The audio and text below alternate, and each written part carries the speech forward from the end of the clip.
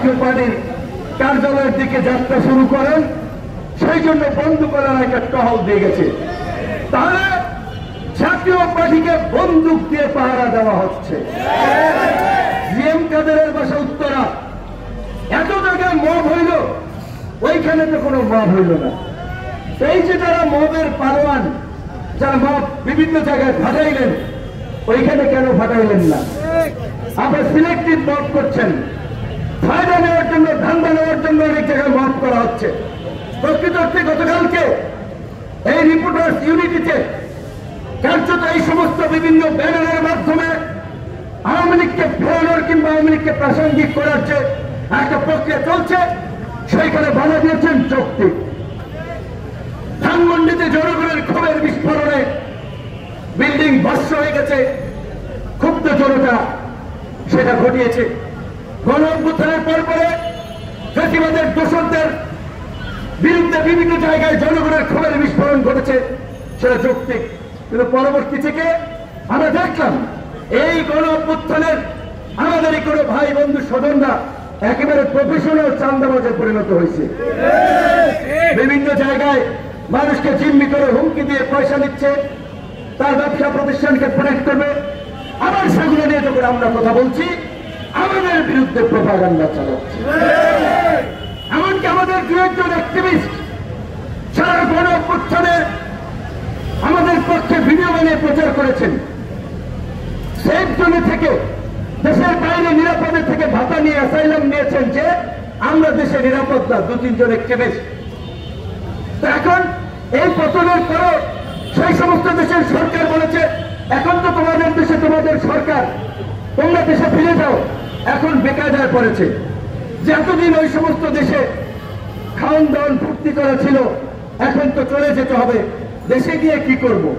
এই সোনার দেশ ছেড়ে, স্বপ্নের দেশ ছেড়ে আমেরিকা ইউরোপ ছেড়ে আর আসতে মন চায় না।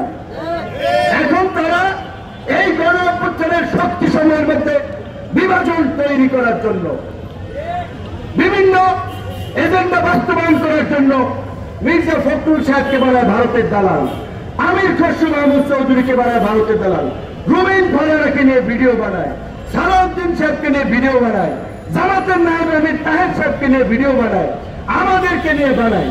তাহলে এই দেশে আর রইলটাকে বাকি, তাহলে তাদের রাজনৈতিক এজেন্ডাটা কি? এই দুষ্ট লোকগুলো সূক্ষ্মভাবে মানুষকে বিভ্রান্ত করছে, মানুষের বেনাশ করার চেষ্টা করছে। তারা অলিয়া উলিয়া দেখবেন মাঝে মাঝে ইসলামী লাইনে দু একটা কথা বলে, দু একজন হুজুর মাদ্রাসা ছাত্রদের পক্ষে ফেসবুকে স্ট্যাটাস দেয় তাদের ফেসবুক রিচটা ভিউটা ঠিক রাখার জন্য। তারপরে ওই ভিডিও বানিয়ে সেদিন নাকি শুনেছি ওয়ালটনের কাছে পাঠিয়েছে, এই যে নতুন আরেকটা টাউন দোকান খুলেছে বাংলা এডিশন নামে, সে চালায় নিউ ইয়র্কে উবার, সে এখানে 1.5 কোটি টাকা খরচ করে আপনার লামেরিডিয়ান হোটেল, লামেরিডিয়ান 5 স্টারে বাংলা এডিশন নামে ধান্দাবাজির নতুন দোকান খুলেছে।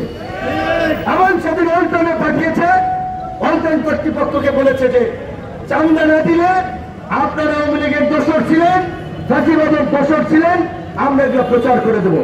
এর আগে দেখেছি এই একদিকে আমাদের সাথে দেখেছেন, ভিডিও বানিয়েছেন, আবার বসুন্ধরা গ্রুপের সায়েম সুবহান আনবির যে মুক্তিযোদ্ধার মেয়েকে হত্যা করেছেন, মুনিয়া হত্যা নিয়ে দেশের গণমাধ্যম ওই সময় খুব বেশি কথা বলতে পারে নাই, কারণ তারা হাসিনার লোক ছিলেন। এবং সেটা তো আপনারা জানেন যে সুবহান সাহেব বলেছে মরার পরেও জান্নাতেও তারা শেখ হাসিনার সাথে যেতে চান। তো সেই সুবহান সাহেবকে কিছু করতে পেরেছে অন্তর্বর্তীকালীন সরকার বা আমরা বিপ্লবীরা কিছু করতে পেরেছি? তার হাতে হাতকড়া পাওয়াতে পেরেছি? বরঞ্চ এই সুবহান সাহেবের 5-6টা মিডিয়া এখনো ধারাবাহিকভাবে প্রোপাগান্ডা ছড়িয়ে যাচ্ছে। তো তাহলে ফ্যাসিবাদ কারা প্রোটেকশন দিচ্ছে? এটা কি বিপিনের গণ অধিকারের ক্ষমতা আছে এই দুর্বৃত্তদেরকে প্রয়োগ করার? এগুলো সরকার করছে কিংবা বিভিন্ন রাজনৈতিক দল করছে যাদের ক্ষমতা আছে। আমাদের ক্ষমতা নাই, যেটা আমরা প্রোটেক্ট করছি না। সেই মুনিয়া হত্যার বিরুদ্ধে কোনো কথা বলে নাই। এখন আরেকটা ছেলে যাকে গ্রেপ্তার করেছে যে মাইটিভি, এই ছেলে অনেক আমি দেখলাম যে সোশ্যাল মিডিয়ার অ্যাক্টিভিস্টদের ধরে নির্যাতন করেছে, তাদেরকে নিয়ে মিথ্যা স্বীকারোক্তি নিয়ে যে বাজে কাজ করিয়েছে। এই জন্য তার বিরুদ্ধে সাইবারে মামলা হতে পারে, গ্রেপ্তার হতে পারে।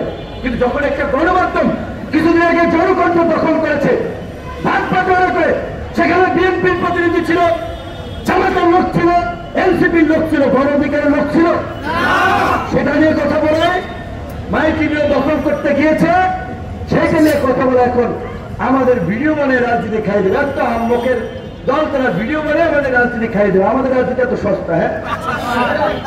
তো যাই হোক, আমরা যেটা বলছিলাম যে গণ অভ্যুত্থানের শক্তি সময়ের মধ্যে বিভ্রান্তি ছড়িয়ে বিভাজন তৈরি করা হচ্ছে, এতে করে ওই ফ্যাসিবাদীরা পেছন থেকে অট্টহাসি দিচ্ছে যে লাগাই দিচ্ছি।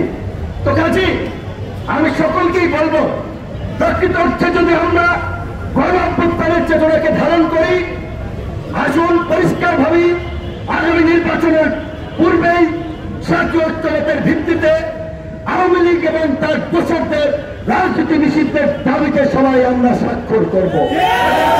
যেমনিভাবে আমরা জুলাই সনদে স্বাক্ষর করব, একইভাবে আমি জাতীয় ঐক্যমত কমিশনকে অনুরোধ করব ওই জুলাই সনদেই আপনারা অন্তর্ভুক্ত করুন গণ অভ্যুত্থান পরবর্তী বাংলাদেশে গণহত্যাকারী রাজনৈতিক দল আওয়ামী লীগ এবং তার দোসররা রাজনীতি করতে পারবে না। এই জুলাই গণ সনদেই সেটি অন্তর্ভুক্ত করেন। না হলে আন্দালিক এবং পার্থবাই বলেছিল একটা প্রোগ্রামে, আওয়ামী লীগ যদি কোনোভাবে কামব্যাক করতে পারে, যারা প্রোফাইল লাল করেছিলেন 20 বছর পরে হলে জীবন লাল করে দিবে, কোন বাস্তব। কিন্তু তাই বলছি যে আসুন এই গণ অভ্যুত্থানের অস্তিত্ব রক্ষায়, এই ফ্যাসিবাদকে নির্মূল করার জন্য গণ অভ্যুত্থানের শক্তিসমূহ আপসহীনভাবে ঐক্যবদ্ধ হই এবং সরকারকে আমরা পরিষ্কারভাবে বলতে চাই, জাতীয় পার্টিকে অনতিবিলম্বে আপনারা নিষিদ্ধ করুন। আপনারা যদি নিষিদ্ধ না করুন, তাহলে এই জনতার মত বলেন, প্রেসার গ্রুপ বলেন, তারাই উচিত শিক্ষা দেবে। আমরা বারবার বলেছিলাম যে আমরা একটা স্থিতিশীল পরিবেশ তৈরি করার জন্য রাজনৈতিক দলসমূহ সরকারকে সহযোগিতা করছি, আমরা করব। আমি নিজেই প্রথম বলেছিলাম যে যদি একটা জাতীয়ত্ব এবং একটা সঠিক প্রশাসনিক ব্যবস্থা পুনর্গঠন করে গড়ে তোলা না যায়, তাহলে এই নির্বাচন হবে বাংলাদেশের ইতিহাসে সবচেয়ে সংঘাতপূর্ণ নির্বাচন। কারণ সেই বিএনপি জামাত আজকে এনসিপি গণ অধিকার বলে আমরা হাসিনার প্রশ্নে এক অভিন্ন অবস্থান থেকে লড়াই করেছি, আজকে আমরা একেবারেই বিপরীতমুখী অবস্থানে। সেই জন্য আমার মনে হয় নির্বাচনের প্রশ্নে দুটো বিষয় ফেসলা হতে হবে এবং এই দুটো বিষয় খুব জরুরি। একটা হচ্ছে এই ফ্যাসিবাদের রাজনীতির বিষয়ে আমাদের সিদ্ধান্ত, ফ্যাসিবাদকে নির্মূল করা, নিষিদ্ধ করা। 2 নম্বর হচ্ছে আগামী নির্বাচন কোন প্রক্রিয়ায় হবে। বর্তমান প্রক্রিয়ায় নির্বাচন নির্বাচন হলে অধিকাংশ দল নির্বাচনে যাবে না। যাদের রাজনীতি কি হবে সেটা পরে, কিন্তু এরকম একতরফা নির্বাচন হলে তারা ক্ষমতায় যাবে, তাদের পরিণতি কি হবে সেটা তো আমরা এক্সাম্পল আছে। কাজে সেই ক্ষেত্রে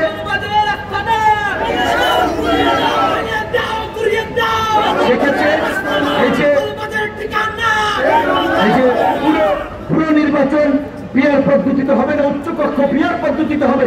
রাজনৈতিক দলগুলো আলাপ আলোচনার মধ্যে দিয়ে একটা ঐক্যমতে পৌঁছাতে হবে এবং সেটা নির্বাচনের আগেই। এই দুটো বিষয় যদি সমাধান করা যায়, তাহলে আমার মনে হয় অনেক সংকটই কেটে যাবে। পাশাপাশি গণমাধ্যমের সোশ্যাল মিডিয়ার বন্ধুদের প্রতি একটা আহ্বান রেখে আমার বক্তব্য শেষ করবো। এখন মেইন স্ট্রিম মিডিয়ার পাশাপাশি মোবাইল জার্নালিজম কিংবা এই যারা বিভিন্ন পেজ থেকে আপডেট দেন গুরুত্বপূর্ণ হয়ে উঠছে, কিন্তু গুরুত্বপূর্ণ বিষয়ে আপনারা যদি একটা খণ্ডিত বক্তব্য প্রচার করেন, তাহলে এটা মানুষকে বিভ্রান্ত করবে। কিংবা একটা চাটকদার ক্যাপশন যদি ভিউয়ের জন্য দেন, সেটা আসলে একটা খারাপ উদাহরণ তৈরি করছে। আপনারা একটু দায়িত্বশীলতার সাথে আপনারা একটু ক্যাপশন দিবেন কিংবা খবরগুলো প্রচার করবেন, এই আহ্বান রেখে সকলের সুস্বাস্থ্য ভবিষ্যৎ কামনা করে শেষ